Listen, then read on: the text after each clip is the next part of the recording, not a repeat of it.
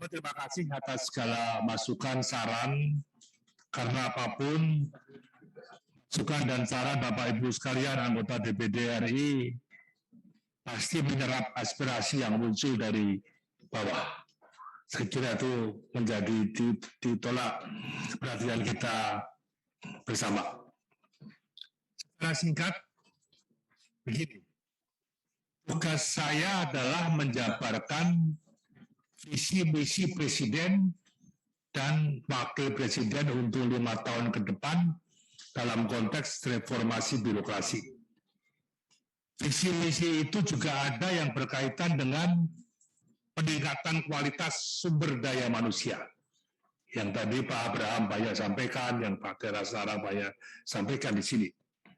Nah, dari konteks ini, jangka pendek sebenarnya yang diinginkan oleh Bapak Jokowi adalah bagaimana pemerintah pusat dan daerah aparatur khususnya ini cepat memberikan pelayanan kepada masyarakat. Menyerap aspirasi, menggerakkan dan mengkoordinir masyarakat yang ada di kementerian, lembaga, instansi maupun yang ada di daerah. Yang kedua juga mempercepat proses perizinan karena mengejar selesainya Undang-Undang Cipta Kerja yang selesai pada pertengahan tahun 2020. Nah, saya kira ini jangka pendeknya. Nah, jangka panjangnya adalah bagaimana birokrasi yang panjang ini diperpendek sehingga pengambilan keputusan politik pembangunan di semua daerah itu akan bisa cepat.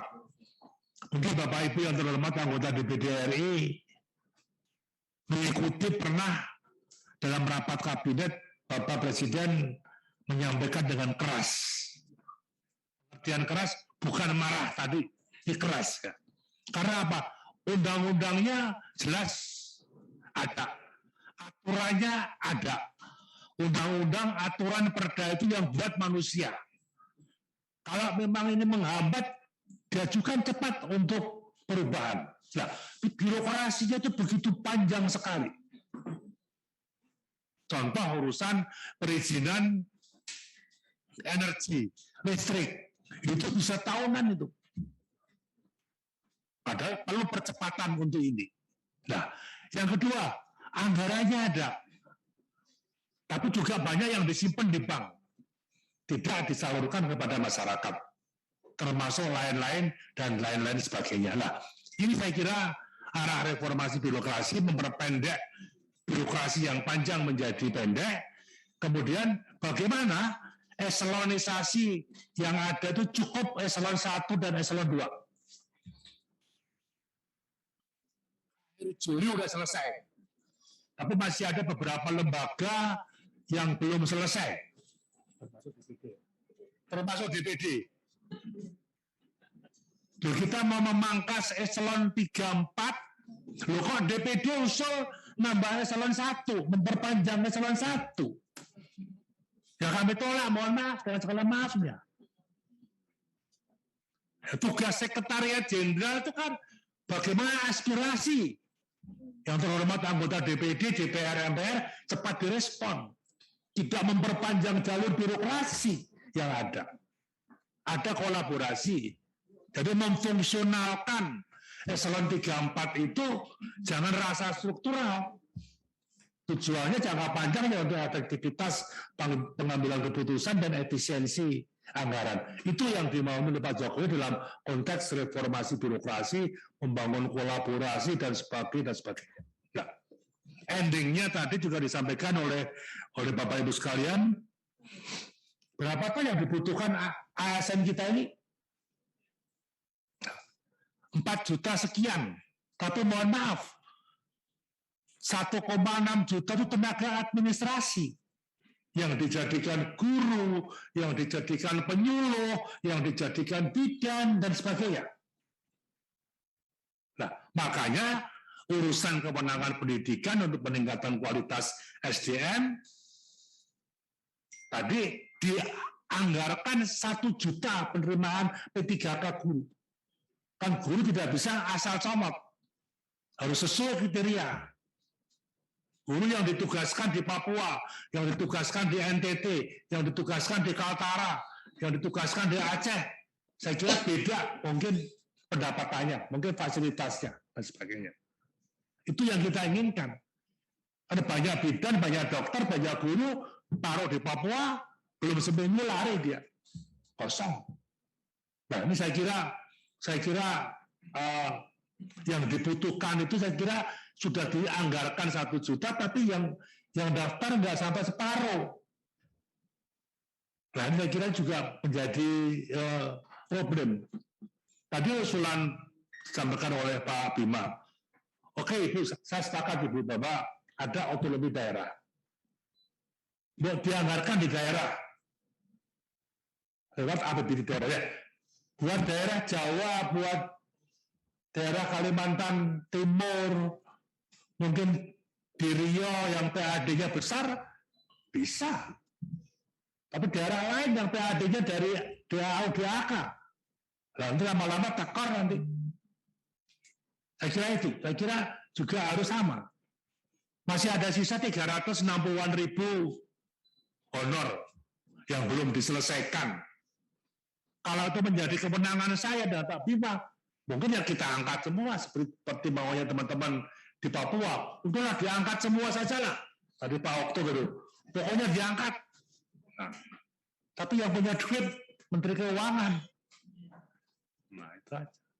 Problemnya DPD juga tidak punya hak budget. Hak politik keuangan juga tidak punya. Hanya menyerap aspirasi saja yang ada di daerah. Disampaikan ke DPR. Dan saya kira masih banyak kendala yang ada. Tapi pemerintah sudah 2 juta lebih. Tenaga honorer memang dibatasi. Ya, tapi kebutuhan tenaga pegawai masih banyak di daerah. DKI itu gede sekali.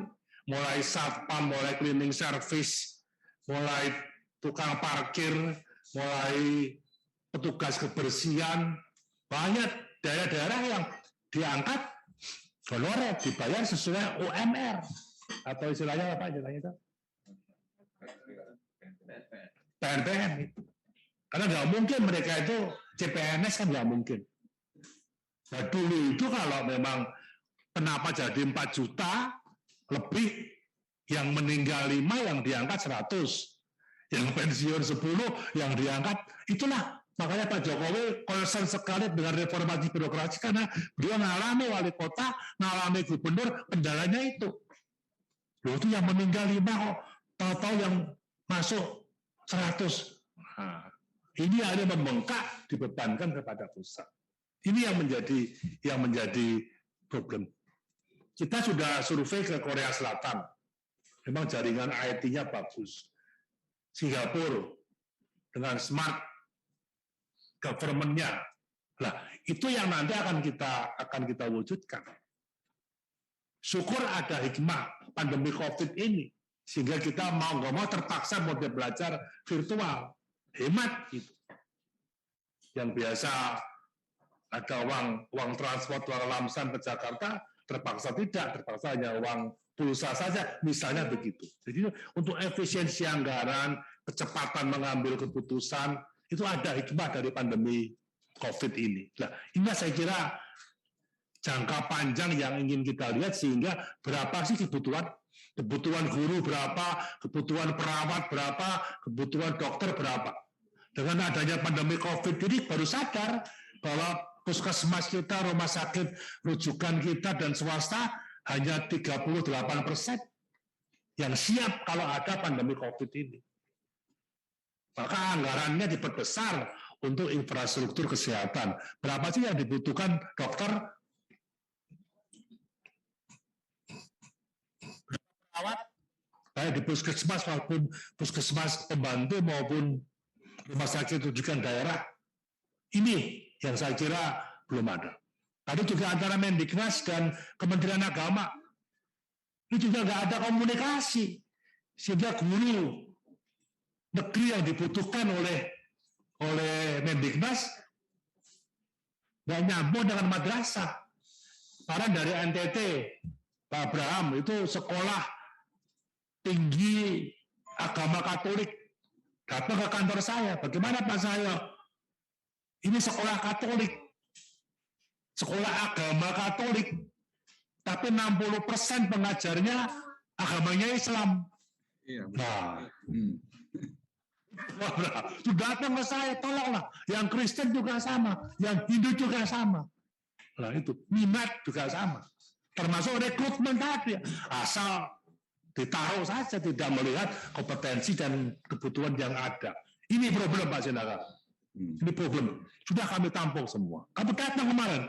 Maka kami juga minta pada Pak Menteri Agama, tolonglah Dirjen Bimas Katoliknya, Dirjen Bimas Kristennya, Hindunya ya juga di follow up di situ. Ini saya kira beberapa hal-hal yang memang cukup menarik. Tapi tadi Pak Sukispan dari NTB, memang ASN guru sedikit memang, tapi kualitasnya juga sangat-sangat terbatas. Satu guru bisa ngajar matematika, ngajar agama, ngajar lain-lain sejarah. Itu kan yang kita lihat, belum sekolahnya tadi.